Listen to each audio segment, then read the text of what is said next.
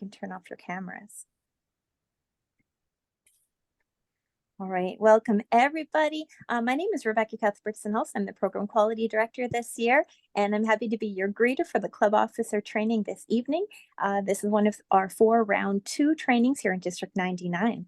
The trainings are co-facilitated by our division directors, and I'm so excited that this one in particular is co-facilitated by our Toastmaster today, who is the division director for Division D. A little bit more on that later. First, I'd like to start with the land acknowledgement. Here where I am helping to coordinate this meeting, and we're gathering here today. And I acknowledge that right now we're presenting from Treaty 6 territory and homeland of the Métis. We pay our respects to the First Nation and Métis ancestors of this place and reaffirm our relationship with one another.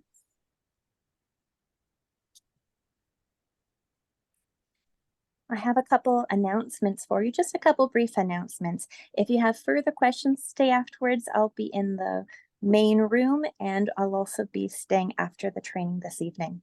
One of the things I wanted to share with you is we have built into this Zoom training a questionnaire at the end. So please provide us feedback so that we can continue to improve the training we're offering to you. And that will be a link. As soon as you close the meeting and leave the meeting, Zoom will ask you to do a questionnaire. Now, that's not something from Zoom, that's actually something from us that Glenn put together specifically for this training. So please stay just for a moment extra and fill in that questionnaire to give feedback to our trainers this evening. The second thing I wanted to share with you is that the Pathways experience will be changing in 2024, but we don't know exactly when. It will be more user-friendly and streamlined, and we know this. And we've also been reminded that they will not be migrating the information many of us have been storing on the Toastmasters International website or in Basecamp. And so please, if you have been using Toastmasters International to store your the feedback that you've received during meetings, if you've used it to keep your evaluations, please go in and save them on your own computers because they won't be migrated from this current program to the new Pathways program, and I don't want you to lose that information. So that's just one quick announcement. Now, we have a packed evening of information for you today. So I will now be transitioning to our Toastmaster Violet. Many of you know Violet because she just lives and breathes our Toastmasters district mission, which is to build new clubs and support all clubs in achieving excellence. She specifically is supporting all clubs in spearheading an initiative to make user-friendly, more welcoming user-friendly language for our Toastmasters. And she's starting her own club, and that is specifically welcoming for people in the LGBTQ2S community. And if you have more questions about that, or if you're interested, make sure you connect with Violet after the meeting as well. Without further ado, I transition the virtual lectern to our Toastmaster for this evening, Violet Wallace. Thank you so much, Program Quality Director Rebecca. And good evening to everyone in District 99 and beyond who's here for our Club Officer training this evening. We have a few things planned to help with contest planning and your speech contest. But first, we have a presentation that's very special and unique to District 99, but also could be unique to others who are here and wanting to just have more Toastmasters fun. I will be bringing in Linda Holmovic here briefly to do a presentation on our spring conference. After that, we move right into our plenary session about speech contests, what they are, what they're like, what you need to know, and how to organize them by our 2 incredible trainers, Maureen Petruch and Laurel Korbo. At the end of that plenary, there will be time for questions and answers. So if you do have questions during that segment or the plenary, please hold it if you can until the end of our session. But if not, you can always type it into the chat below and I will track them down so that we can have them answered for you in our session today. Without further ado, I will be now turning our lectern over to our DTM, Linda Holmovic. Linda Homovic is a member of the Woodland Communicators Toastmaster Club in Prince Albert, Saskatchewan. She is currently serving on the Conference Planning Committee as Marketing Chair. Tonight, she will address us on the importance of attending our upcoming spring conference. Please welcome Linda Homovic, DTM, on our spring conference. Thank you so much, Violet. And thank you, Violet and Rebecca, for allowing me to come here tonight to talk about this. I'll keep it brief.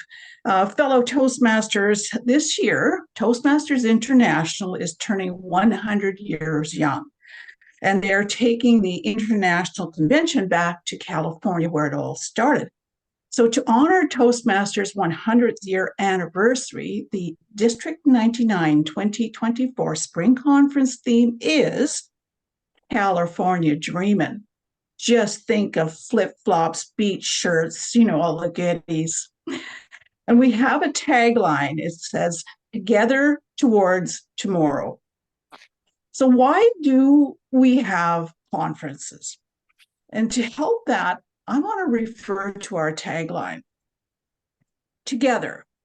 Now that means to assemble, to come together, and that is what humans do best. We crave to be with other people like ourselves. We enjoy one another's company by conversing, sharing, learning from one another, and definitely having fun together. Towards, it means to move forward. People have a need to go forward and expand their horizons. At a conference, you expand your horizons through the many learning opportunities and activities. In turn, you improve on your current skills and learn and develop new skills.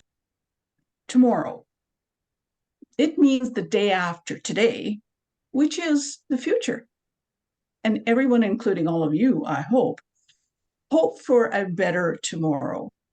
What you do and what you learn at the conference, you take forward towards tomorrow, which is ultimately your future. So together towards tomorrow means we come together, we learn together, we have fun doing it at the same time. Now, the Conference Planning Committee, which is what I'm on, they're working diligently with the planning and organizing of this important event. And we're having fun. And yes, we do have challenges. The biggest challenge is not knowing who will attend or how many will attend. And we want everyone to attend. But there are certain factors that prevent this. One, I've heard, is cost. Now, I have to tell you personally, I've attended all but one District 99 conference since joining 10 years ago, and we used to have 2 of them in a year. Over those years, I could have told myself, this is way too expensive and not bother to go. However, I've always looked at my conference time as an investment. Therefore, I focus on the return on that investment.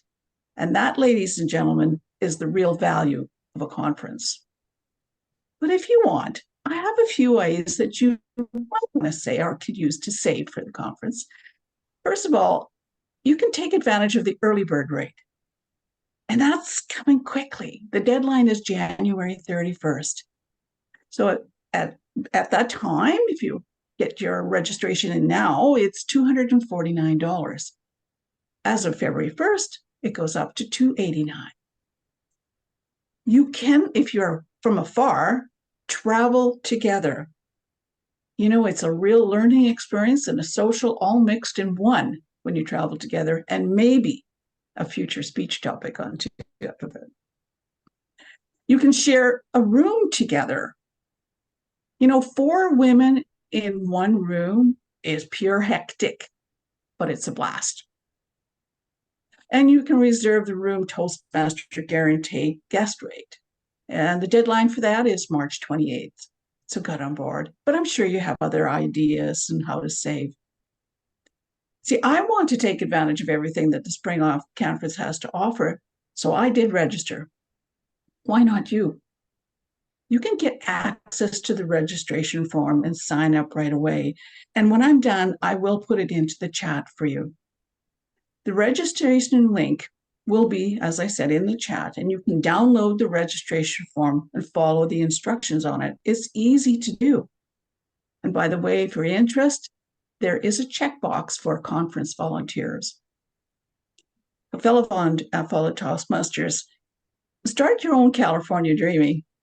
Register today and join me at the District 99 Spring Conference 2024, which is happening on the weekend of April 19, 20, and 21 of this year at the Delta Hotels by Marriott at 4404 Gateway Boulevard Northwest in Edmonton. Looking forward to seeing all of you. Thank you. Hey, thank you, Linda, for the valuable information on the important conference coming up in just a few months. I know I'm excited to register and be there with all of you, hopefully, as well. We will now move into our plenary session today on speech contest planning. I have two incredible trainers with me this evening who will be presenting the information, and I'm excited to introduce to both of them to you right now. Our first co-trainer for the evening is Maureen Petruch. Maureen has been a member of Southern Lights Toastmaster Club for over 20 years and has held all executive positions more than once. She enjoys seeing new members grow and become more confident as they progress on their Toastmaster journey. In her spare time, she enjoys live music and quilting. Our next co-trainer is Laurel Korbo, DTM.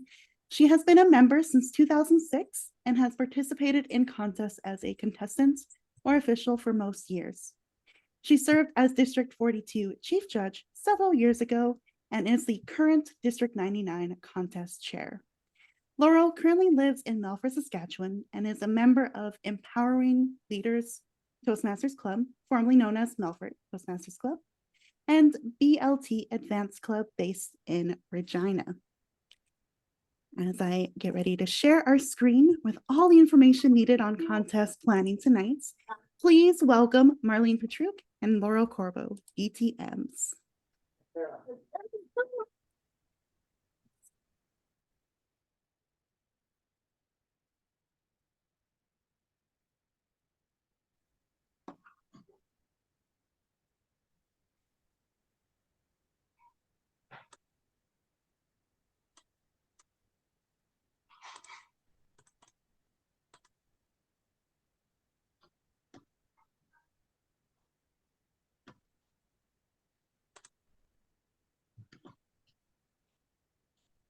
Are people speaking on mute, I think? Are you muted, Violet? I hand it over to Laurel and Maureen. Okay, I thought Laurel was going to do the first few slides. Is that right, Laurel? Sure. I think we got ahead of ourselves on the slides, though. Can we go back one just to cover what we're going to cover? So we will go over an explanation of the contests, the eligibility for contestants as well as for volunteers. We'll go over the rules for the contests, as well as the roles needed.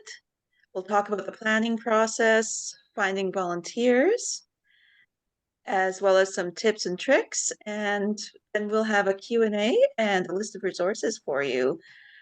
Now, these are our opinions of what's the most important items to cover. It's a lot to cover, so I recommend strongly everyone look at the rule book, as well as if you are doing an online or hybrid contest for your club, make sure to look at the best practices document, which will be shared with you at the end of this presentation. So why do we do contests? It's an important part of our Toastmasters program.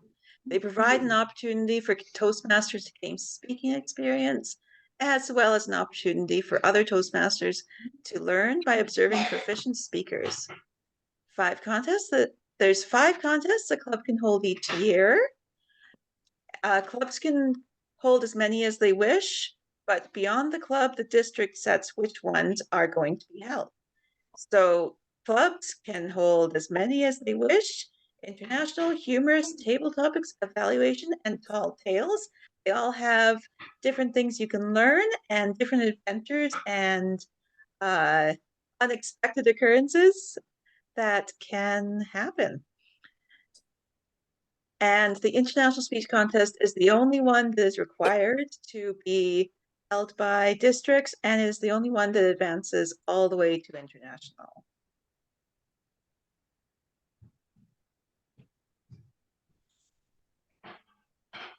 Marlene?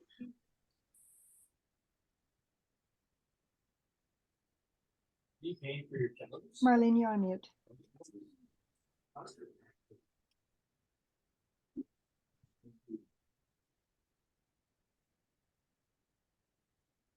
Good, there we go. Sorry about that.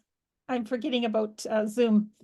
Our eligibility for contests. Our members must be in good standing, which means that they must have paid their dues to the club, and the club must have forwarded those to Toastmasters International. Again, with a club in good standing.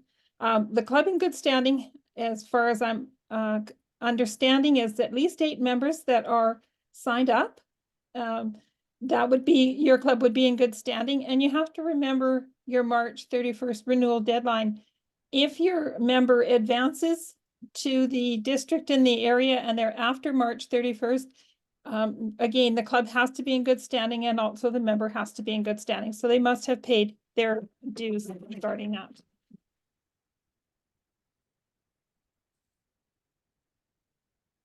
Okay, their eligibility for the contests. Again, you have to maintain your eligibility at all levels of the competition. So your club, your area, division, and district.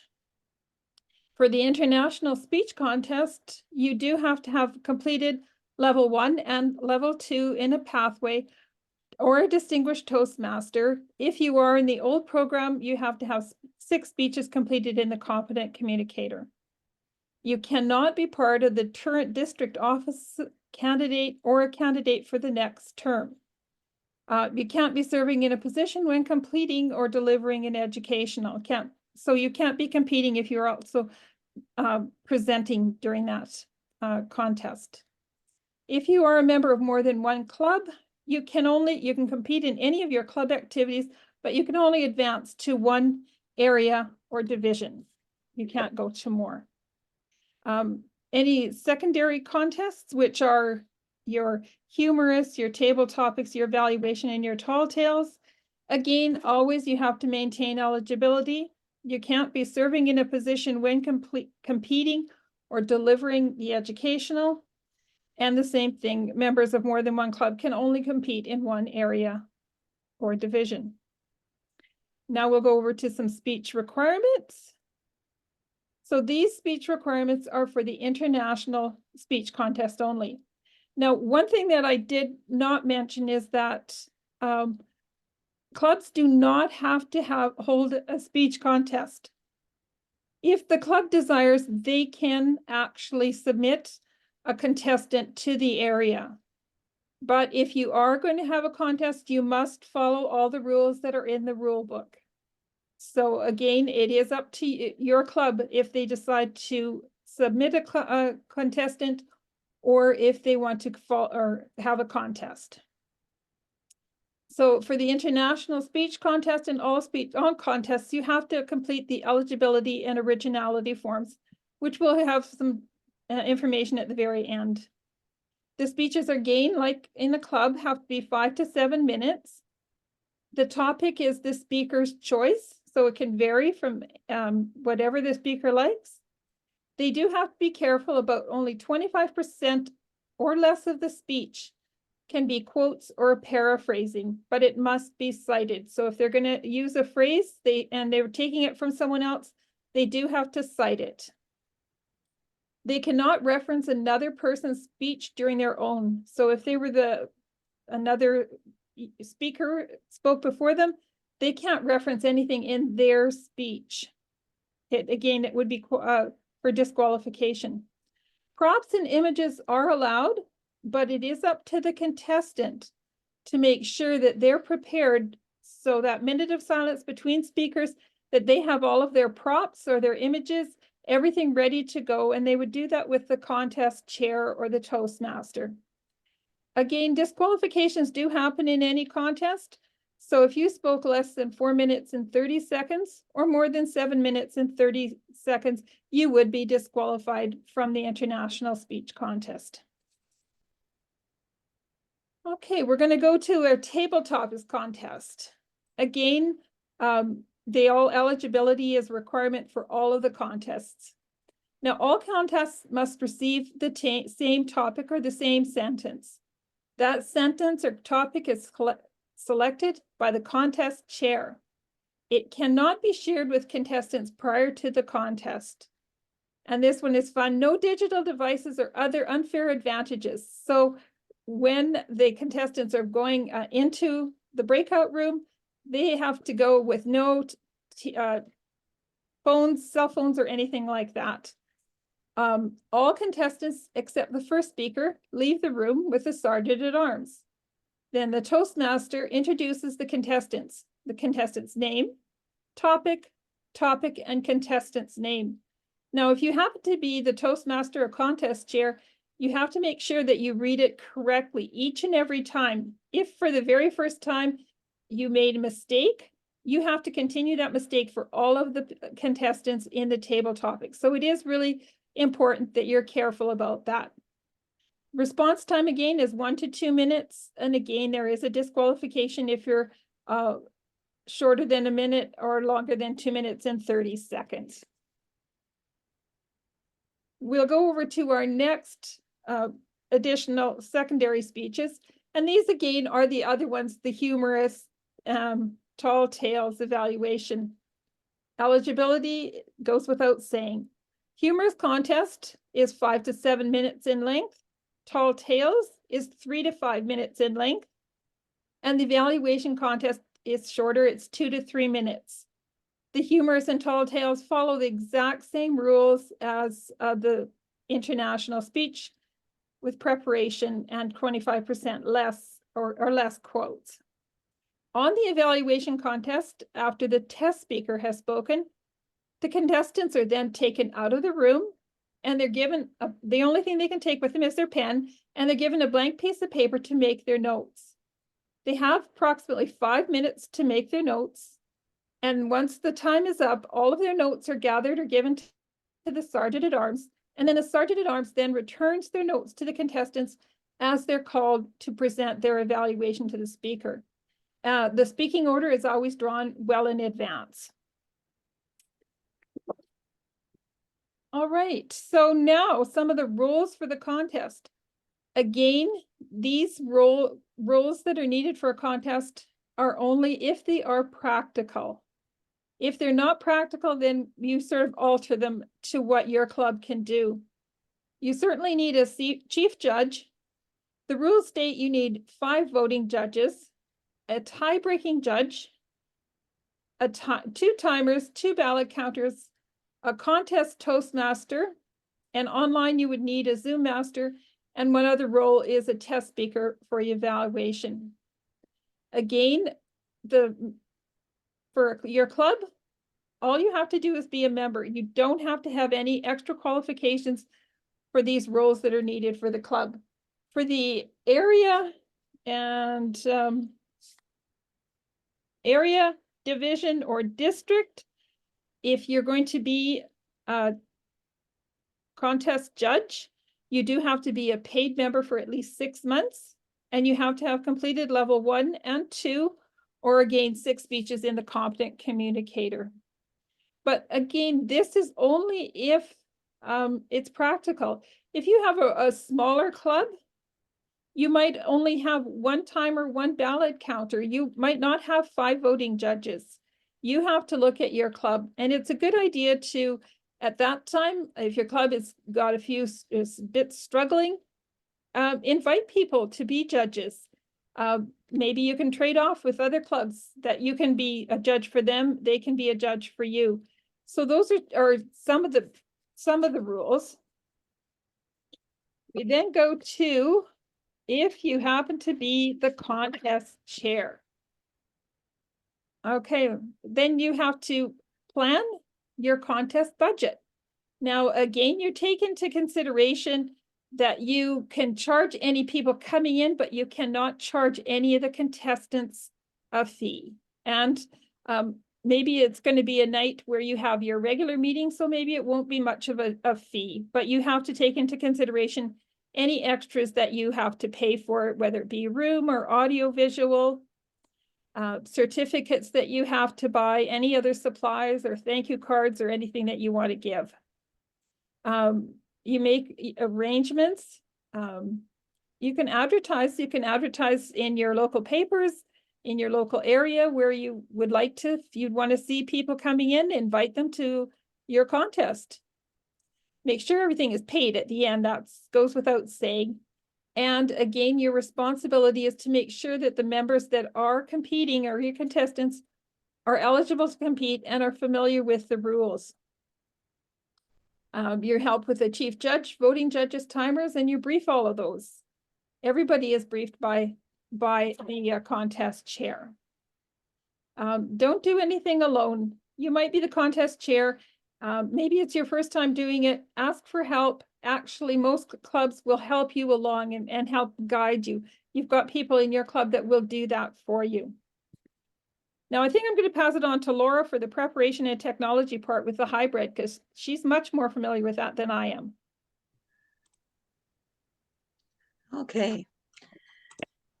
So the contest chair and chief judge need a team to do a hybrid or online contest, just like you need it for your in-person contest. You cannot run it as a two-person team. You need a lot of people to help you. As the contest chair and chief judge, you can work together or decide who does these roles.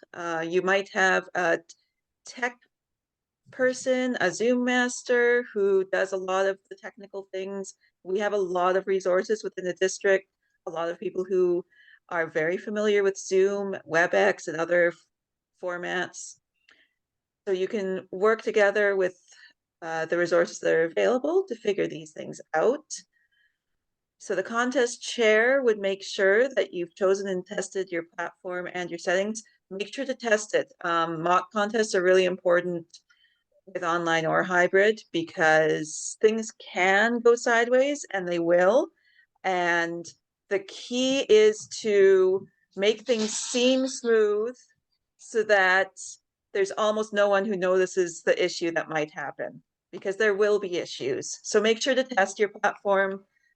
Do as many contests as you can, volunteer for them if you're going to be running one and you're not sure how smoothly you can run it. Volunteer to help other clubs out in areas to get that experience before your club contests. With hybrid, choose the technology. What kind of electronics will you use? Do you have a setup for your club already with a camera and everything else?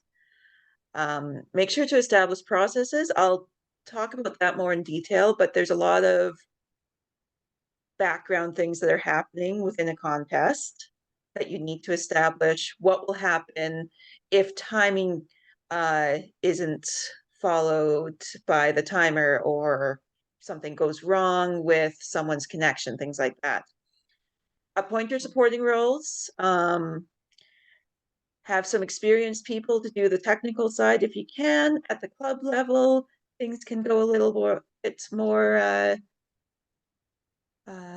relaxed to some degree. They will not be perfect, and not even at the district level are we going to be perfect, but appoint the supporting roles well. You can have less experienced people doing things like ballot counting with the chief judge's support. Make sure you train your timers, because if they are not familiar with how to use backgrounds, or if their technology doesn't allow for it, that's a really important stage. So making sure that the timers know what to do if someone goes offline temporarily.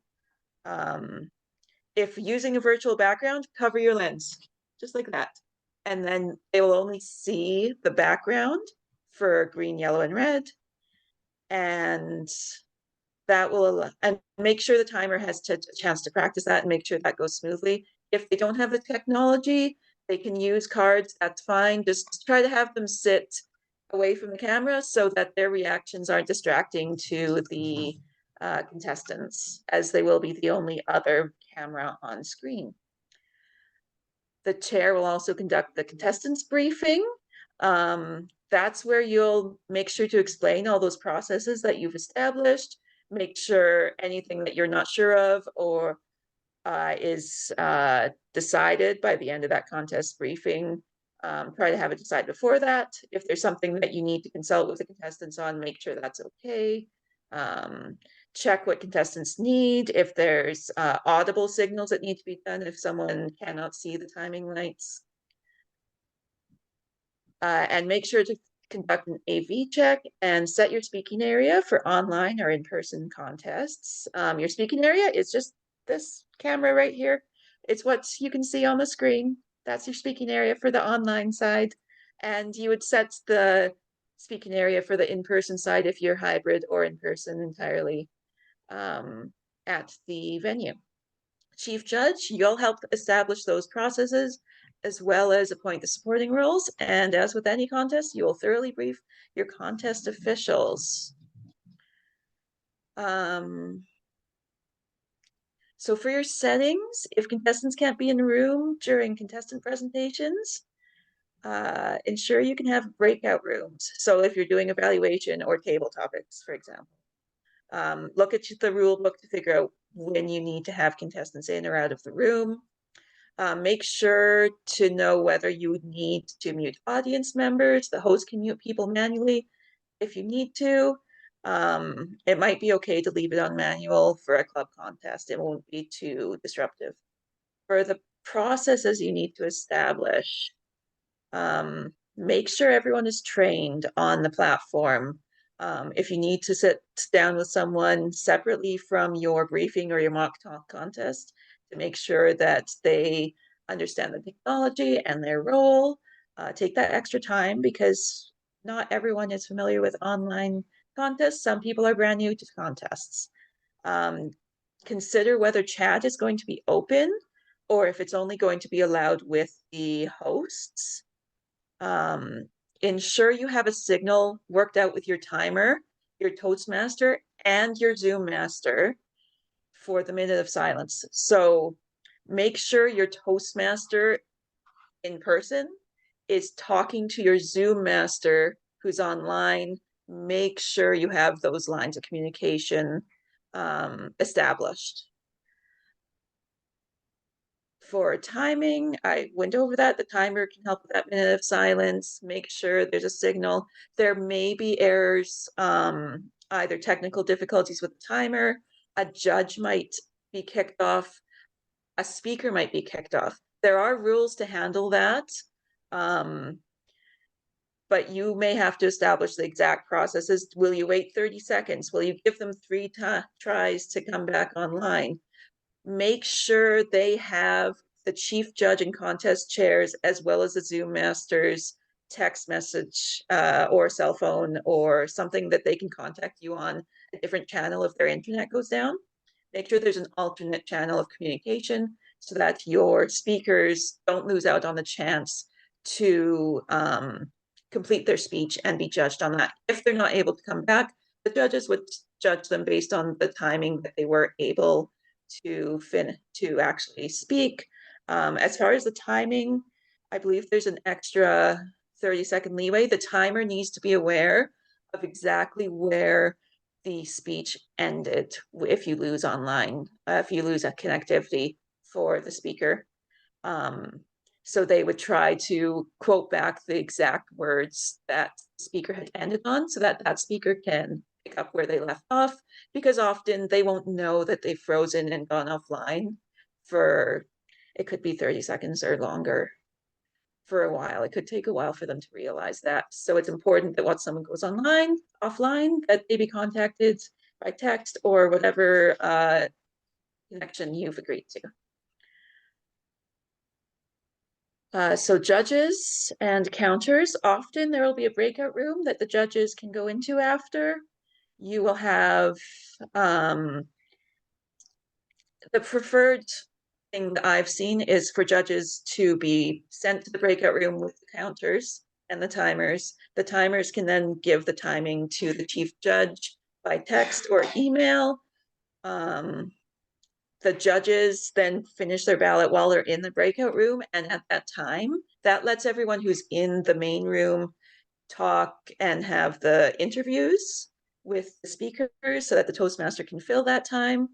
While the judges are in the breakout room, they can fill out their ballots, send a clip of the bottom of those ballots with the speaker orders by text or by email to the chief judge. Once the chief judge has all of the timers and the tiebreakers judges, all of the judges and tiebreaker judges' ballots, they can let them leave and go back to the main room at that point. Once they're ready, they can count the ballots with the help of the ballot counters. I've seen people share the ballots with everyone in the room or share their screen if it's an email. Do whatever you need to do to verify it so that you have double and triple checks. That's why we have 2 counters in the room. Often you will rename your judges by number. So 1, 2, 3, 4, 5, 6. Tiebreaker judge will be one of those 6. You won't indicate who the tiebreaker is because as much as possible, you want your judges to be anonymous. So when you start your Zoom session or whichever format you are choosing, try to have the officials either go into their own room and rename themselves there, or have them log on first so that they can rename themselves, or the Zoom master can rename them. Timers, judges, ballot counters, any official should have their name their title put onto their name. Try not to have a picture in your profile on Zoom. If you have to, put a black square in it. There's options in your settings. You'll want to make sure you have AV tests for your contestants. That can be part of your briefing or an earlier session. When there's technical difficulties, make sure you've covered what might happen. If a judge is kicked off, do you have a backup official, or is that person just taken off the list of judges? Because if a judge hasn't seen the same thing the other judges have seen, then they can't really judge on the same criteria. That can be a reason why we have 2 timers. So make sure both timers are prepared to put up the background. You can have a main timer, and the secondary timer is the person who notices if the other timer has gone offline or is having technical difficulties. They can probably share their phone numbers with each other to say, hey, quick, put your background up, please. Mine's breaking. Make sure you have that connection because the communication is key in having your hybrid and online contests go smoothly. For protests, the only things you protest is eligibility and originality. Make sure you have a procedure worked out in advance for if there is a protest. I've seen a hybrid contest where the judges all went into the counting room because it was hybrid, so you were able to do that. You can also just take them back and send them back to the breakout room if it's a Zoom meeting. Make sure you have a private counting room. If it's hybrid, make sure you have, I'd recommend the chief judge be in person to oversee everything. If it's hybrid, have a separate room. Make sure you're connected to the other counters and the other judges somehow, whether they're in a breakout room, which the chief judge has access to in the other counting room or not, whatever it might. So, supporting roles. We've talked about a lot of this already. You want someone in charge of overall tech. 2 or 3 people wouldn't hurt if you're having a bigger group. Contest recorder, if it needs to be recorded. Have someone set to hit record. Have someone whose only job is hit record because everyone else will have so many other things to focus on that we might forget to say. You might have someone in charge of spotlighting the speaker. Often it's best if you only have video for the speaker and the timer. The timer can put their hand up so that they're the first one seen by the speaker.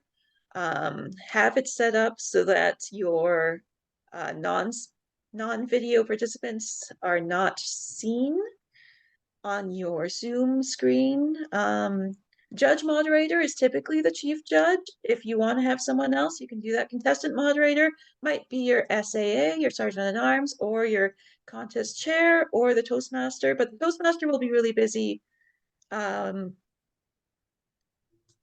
the actual contest and introducing speakers.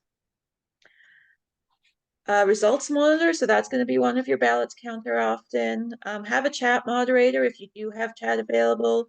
Make sure there's someone in the room everywhere to make sure chat is covered. Often it should be a host so that they can see if there's a problem being brought up to their attention, if there's an issue. And then you want to have some kind of AV technician if you have a hybrid component. And Marlene, some of the general procedures. Yeah, okay. Well, thanks a lot, Laurel.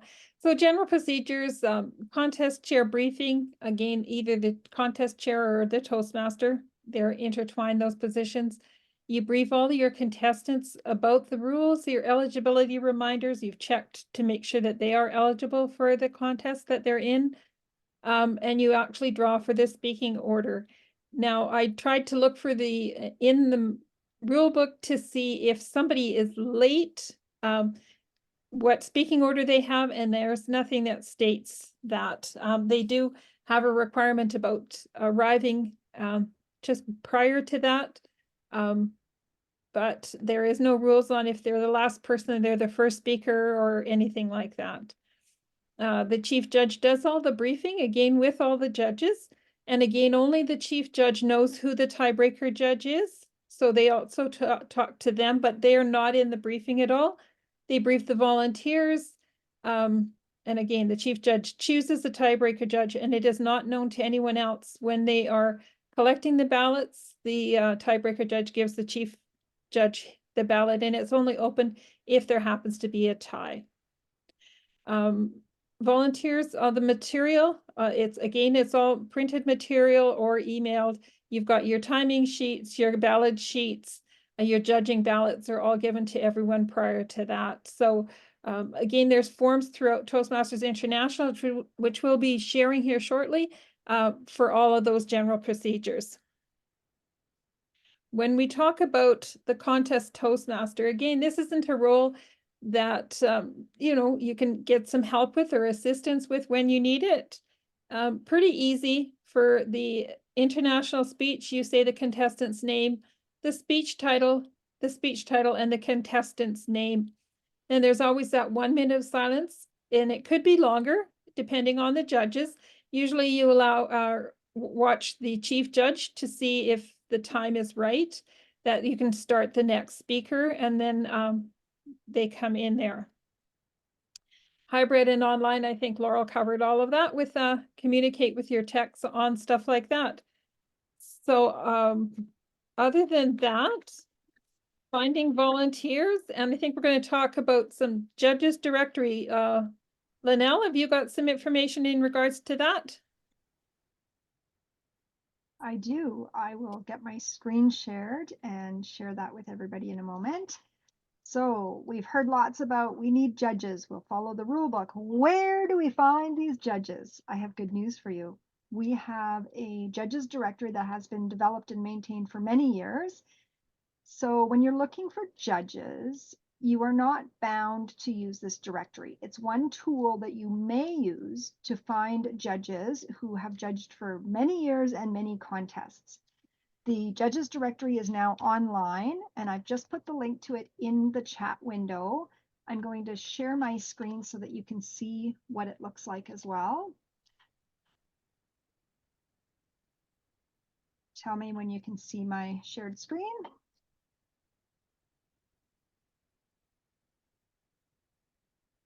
Okay, great.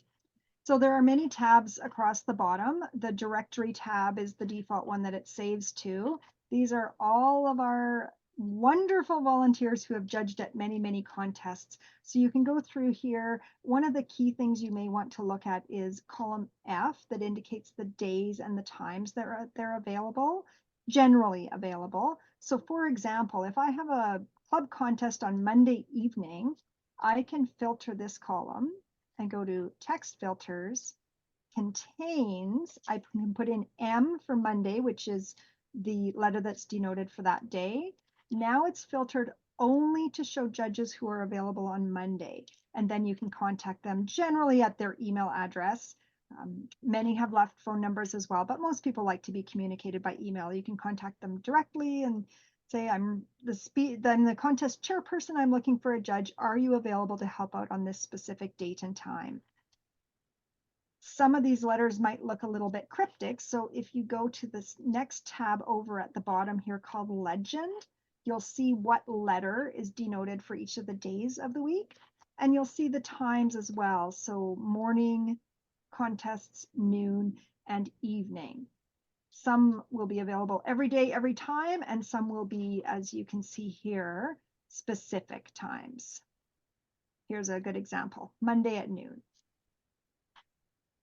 There is a club list as well. And on the second tab, there are more instructions that describe how to do that filtering that I just showed you as well. The timeline of getting the updated judges directory, I'm targeting February 9th to have it updated. So those who are in the judges directory, watch for that email coming from me this week. I do confirm once a year all the information with the judges. The advantage of having an online directory now is that changes can be made throughout the year at any point in time. So we used to do it in Excel spreadsheet. It would be emailed out once a year. And then if there was something that needed to be changed, we had to wait that whole year to update it. So now that it's online, anybody can send requests for changes to me and I can update them, usually within 48 hours, and the directory will stay up to date. The other advantage is that sometimes we'll compete at a club contest and not advance to area, and now we're eligible to judge. So there is an active, inactive flag that I can change for you as well. So just send me your updates and I'll make sure that they get into that directory. And as far as who receives the link, once the updated version is available, I email the link out to all the judges in the directory. And I also send it to all of the division directors. And I ask that the division directors send it to their areas and that the areas send it to their club presidents. And that will help us get that information out to everybody in the district.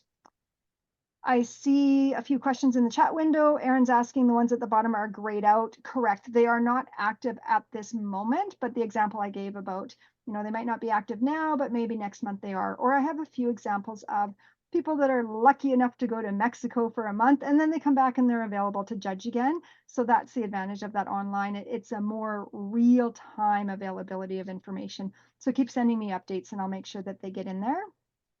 And Greg had a question. Oh, this was probably from before. If a Toastmaster has won at the club level, can they judge in another area or division?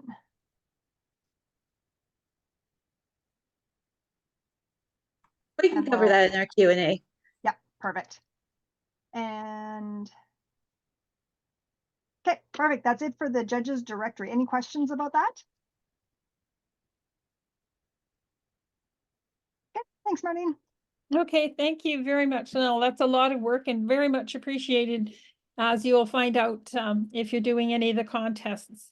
Now, as the contest chair, or actually any of the roles, take a look in the members that are volunteering to help you with the contest or help do the contest to see if they can use it for a project in pathways. There is leadership qualities, there's planning and implementing a speech in that. Again, it really helps your club and your members to encourage them to take on these roles and how it will help them in their pathways level. Engagement in all members, even if the member is just relatively new, make sure that they have a job, whether it be a ballot counter, a timer, something that can help and encourage them to be part of your, or to include them in part of your club and the contest. Now, I will pass it back to Violet. I'm sure there's some Q&As because I glanced at a few things and saw that little oopses in there. So Violet, is there some questions or Q&As that you want us to answer? Oh, I can't hear you. Okay, I can't hear you, Violet. Sorry, there's just also some tips and tricks here as well as I see on a slide here. If Marlene or Laurel, you want to cover this last little bit before I move into all the questions that I've recorded from chats, then we'll move into those right away. So I talk a lot about the importance of communication. It's so important to have several communication channels open as you're coordinating these.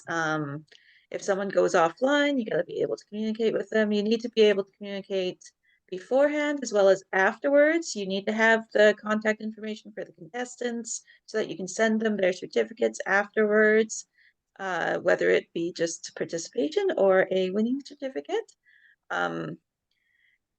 It takes a lot of preparation to put on online contest, even more for a hybrid.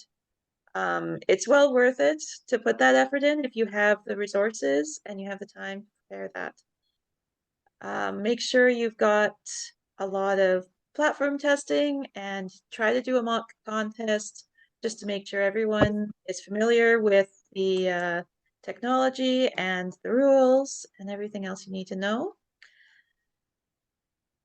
Make sure that you have procedures if things go a little sideways or if they're about to. Your chief judge might know every single rule there is in the book, but I think someone in chat said you might know that, but you might not know anything about tech. So you need someone who can support you. There's a lot of checklists in the rule book. Take a look at those.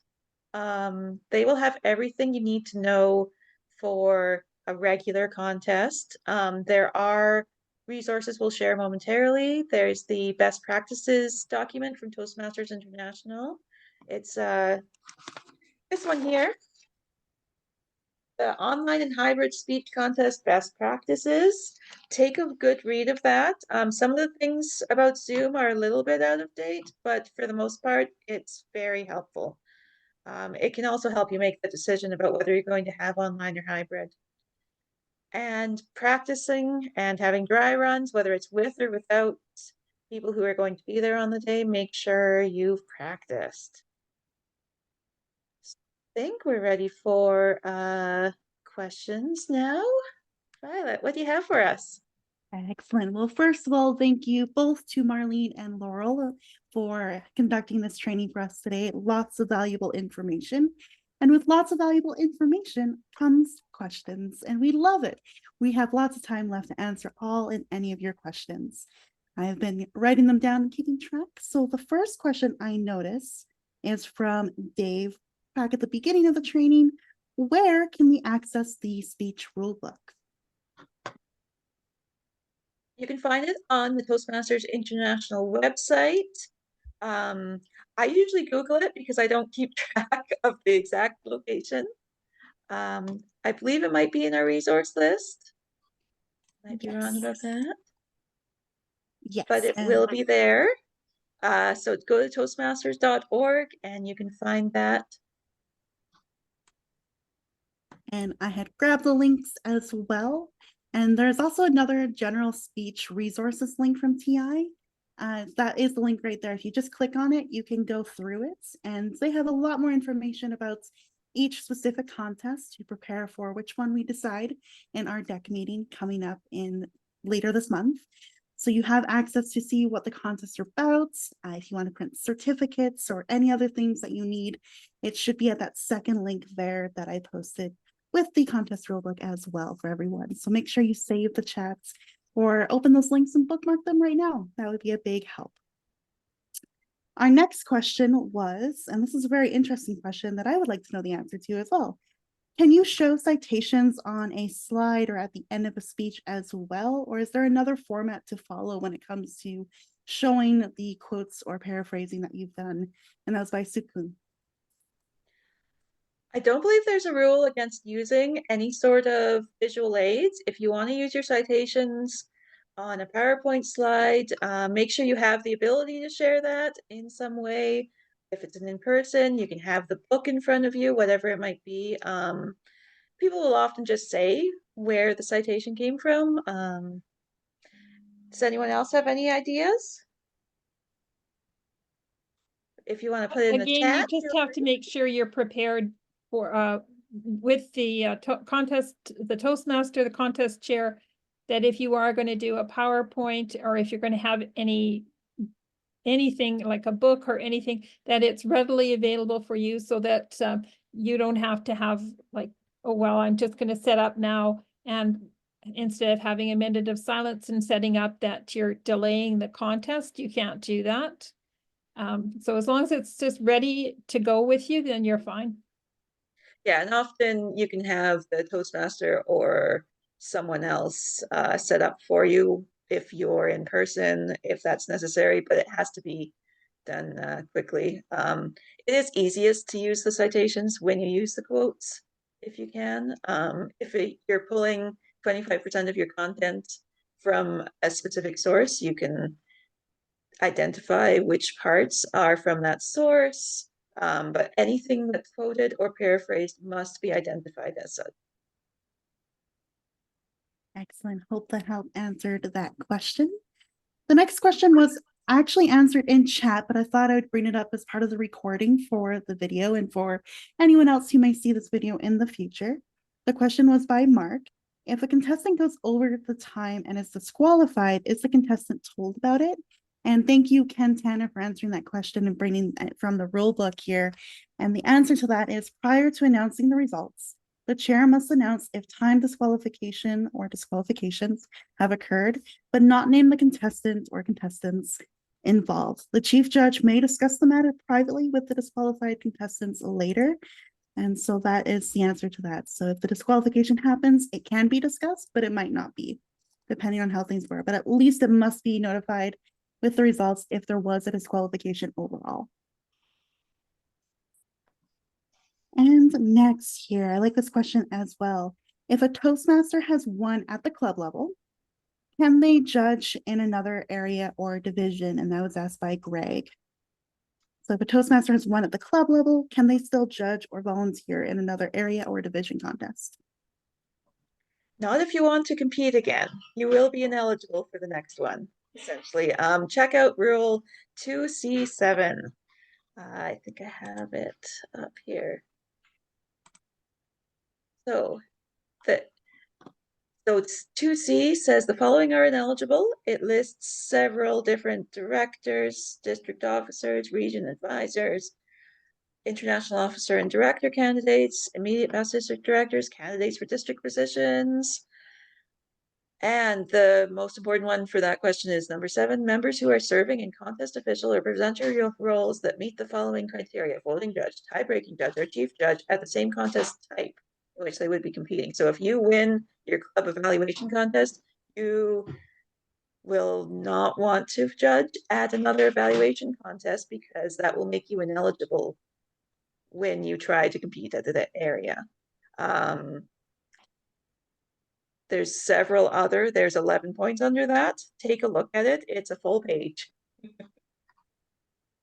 Absolutely. Thank you, Laurel. It's a little complicated and delicate, so the rule book is the best resource to get to, so you have all the facts in order. Another great question here is, are area directors and division directors eligible to judge for other areas or divisions? And that was asked by Michelle.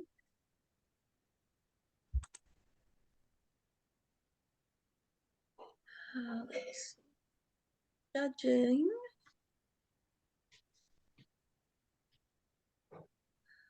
I don't believe, I think you can. I don't see anything on a quick scan of the rule book, but that'll be under 2D. Rule 2D will tell you whether you can be a judge. But yeah, if you can help each other out, that's useful. Often the area or just division directors will be busy running the show, but the other ones may be able to help out by judging or doing other roles. Okay, let's hope that helps everyone else. And I like this question as well from Rhonda. Can a member use the same speech for both the international and humorous speech contests, for example? So the same speech for international contests and humorous contests? I think you want to be careful about that and look it up in the rule book. It needs to be, I think it would be unwise if you're competing in the same day with the same judges because they'll have heard it already. I don't know of a rule that says otherwise, but make sure to look at the rule book and see because it might affect you because you can't reference another contestant's speech within this contest that you're in. But I'm not sure if you can reference your own speech from a different contest. I don't think you can. I think you would be fine, technically, but practically it may not work out well. But look at the rule book. I don't know for sure. Our next question here, and it's kind of a unique question, is where or how can you register to be a judge if you're interested? I think you talked to Linnell. Is that right, Linnell? That's true. Send me an email at d99tm.org, and I'll get you added into the directory. Great. Another question here, and I believe I can answer this as follows, Rebecca, perhaps, but the question was from Ross: which contests are we doing this year? For sure, international speech contest, no surprises there. As for the secondary contest, we have a few ideas, but there's some stuff that we still need to do at the deck meeting later this month. So once that meeting has been held and ran, we will have the answers for you. And Rebecca, do you have any other information on that perhaps? That was a little brief, but yeah. It really isn't as broad as that. We've had several discussions with the all leader calls, and we have narrowed it down to one. There was a consensus with respect to that one choice, which is humorous. We just didn't do the official motion and vote. So the plan will be humorous, but we can't say that officially. So just in case anyone's wanting something other than that, the motion will be for the humorous contest. Excellent. Thank you, Rebecca. Another question here for, is there anywhere on the website or anywhere else where we can see where all the contest changes are for like year to year or for any updates to the contest rules? Yeah, Each if you look, year- oh, Go sorry. ahead, Marlene. I was gonna say, if you look at the rules, they always have a little asterisk on the side if there's a change from the year before. But things change every year, so I have missed a change that happened a year before when I wasn't participating very much. So make sure that you review them in detail. There might be summaries of what has changed that you can find online, but definitely read it in detail yourself to make sure all the rules match what you think they are. I always update my script when I'm doing the briefing by looking through the rule book, and that helps. Great. Going through our list here of questions. Dave asked about the judges training. Is this something that's continual? I'm sure you probably mean, is it like continuously hosted every year, or can we receive training for it every year? And where maybe? Linnell or Rebecca, no? Yeah, I can speak to that one. So the judges training workshops are presented by our groups of judges. They're separate from the directory, but I collaborate a lot with them to get the information after the training. When there is one scheduled, it will be posted on the D99 website on the calendar. So if you go to d99tm.org and then kind of in the top right, click on calendar, it'll be posted there. They'll do up posters and circulate that around to promote it. And then at the end of the session, I will connect with whoever had hosted it to get the names of the judges and ask if they would like to be added to the directory. So you don't have to take the training, you may, and you can either get onto the list because you've taken the training or because you contact me directly. Perfect. And I think I've covered a lot of the questions so far. But as we've been speaking or talking, anyone else want to answer some or ask some questions or need any clarifications? We are here to help out for a good or so minutes until I return control back to Rebecca. I'm also looking at a private message that I'll respond back to you in a moment, Vicky. Thank you.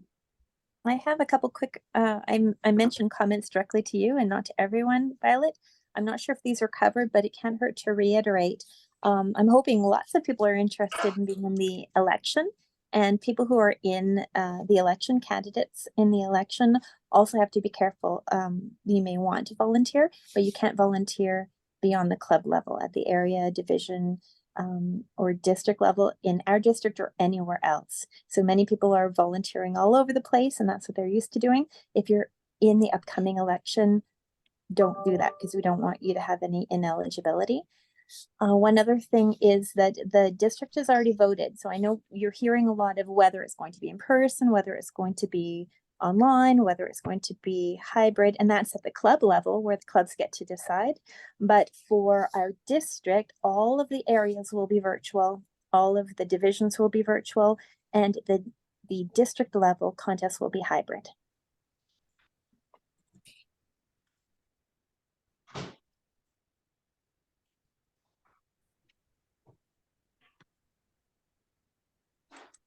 Right. Any other questions? You can unmute. It's a free talking period at all. So if any other further questions, and if not, I might pass it back to Marlene and Laurel for any just like last thoughts or tips or suggestions at all as well. So any other further questions? One very quick one here, Greg Lasky. Is there a time frame for the different level of contest? Do we have those dates yet? They would be, your area director probably would have those specifically. I think we were looking at essentially your division would be at least 2 weeks before district, area would be at least 2 weeks before division, and club should be at least 2 weeks before area. So you'll need to know the dates for each of those in order to figure out what's the latest you should be having your club contest. Rebecca?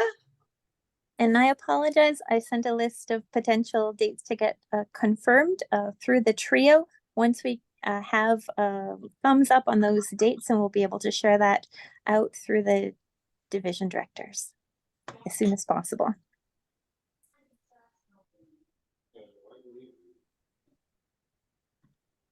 Thank you, Greg, for that question. Great question. A lot of people are wondering the same thing, and we'll get that answer to you as soon as possible. Any other questions for us and our presenters this evening?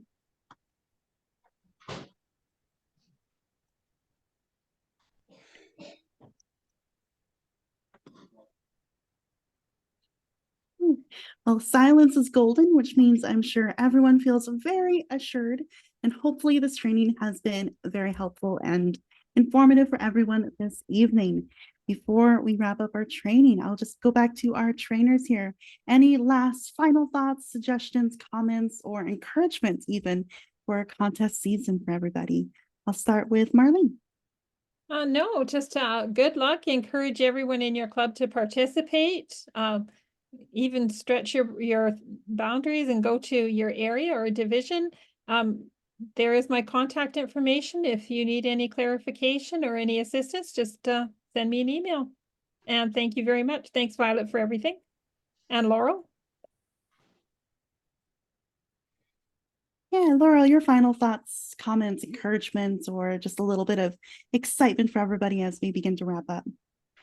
I'm really excited to see the contest this year. Something that I think is essential for people to remember is to delegate but volunteer. There are so many people who go to more than one contest in a day, attending online as a judge, helping out. So if we can get as many helpers as possible, let Linnell know that you are available so that we don't put too much on too few people, because it is a team effort. And that's how we make fantastic contests. But as Marlene said, you can ask us any questions. We have our emails there, and we will do our best to answer your questions or get you an answer. Absolutely. And for myself, just again, a huge thank you to Marlene and Laurel for putting together this presentation and the training for us this evening. It was very informative. I actually wrote down a few additional notes that, even though I helped put this together, it was still really good to know and have. So I really appreciate both of you for presenting this evening. Our contact information, leaving this on the slide for just a little longer. If you do have any questions or clarifications, or even sending us, we have a questionnaire at the end of the Zoom meeting, of course, that will pop up automatically, but you could always send us a direct note or a note of encouragement as well.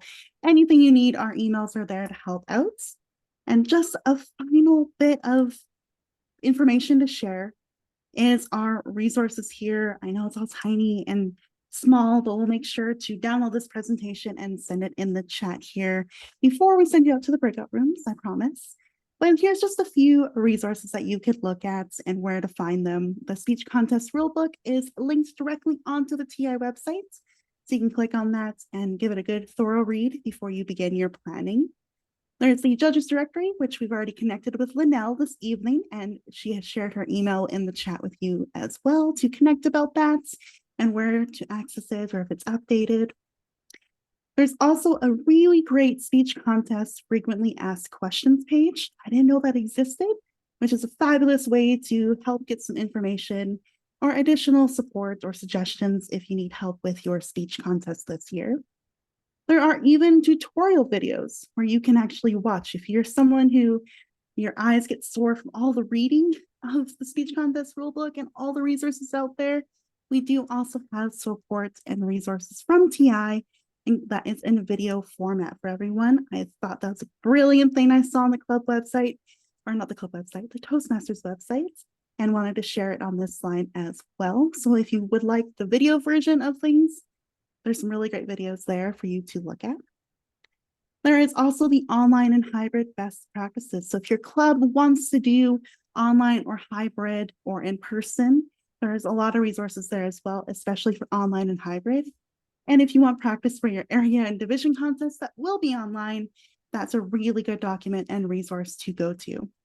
And then there's just additional resources and info right on TI's websites. If you click on resources, there is a speech contest complete tab and webpage with all of this and even more, such as where to get the eligibility forms, the originality forms, your certificates, and timing backgrounds, all those things that make the contest amazing, especially your ballots as well, and your judges' ballots too.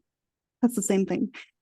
But there's the resources for all of you. I'll make sure to spend some time downloading this here at the end of our training session. Again, thank you to Laurel and Maureen.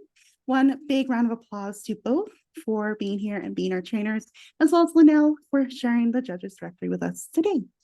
So I'll give a round of applause. I'm going to clap right in the mic because they have been my greatest helps in this presentation today. Awesome. So we finished just a little early. Rebecca, is there anything else that we can share or talk about for a brief little